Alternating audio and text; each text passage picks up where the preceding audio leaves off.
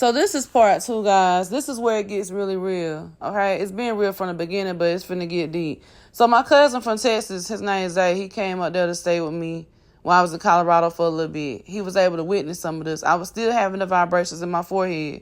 Everybody was like, you just need to meditate. I'm like, okay, cool. I'm going to try to meditate. Had never really officially meditated before. You know, I never really understood what meditation was.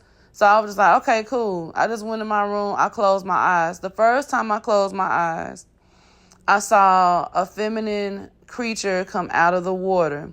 Some may say that this is a marine spirit. Some may say this is Yin Maya, whatever. I don't know. Okay? All I can tell you, it was a feminine creature. She had locks coming from her hair. Like, it was, but she wasn't like human. Okay? I shook it off because it scared me. And I was like, yo, what in the heck? Like, what is that? And so then I went back into meditation again. This time when I went back into meditation, I was praying in tongues, okay?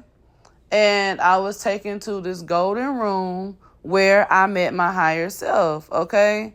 And it was the person, the woman that I was looking at, she was naked, but she wasn't exposed. Like, it wasn't like a nakedness that was to be shameful. It was a nakedness that was pure.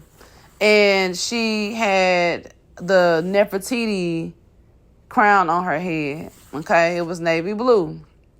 Now, me and her were face to face, nose to nose, mouth to mouth, eye to eye. I could also see a lapis lazuli in the middle of her forehead. Okay.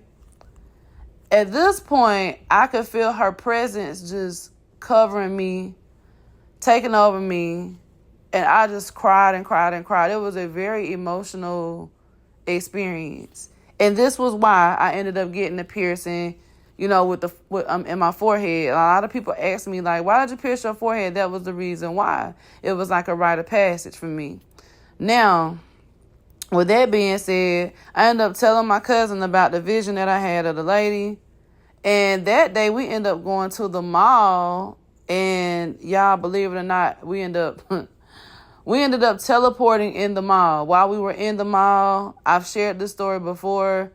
But yes, we ended up teleporting. I cannot make this up. He can vouch for me on this, okay?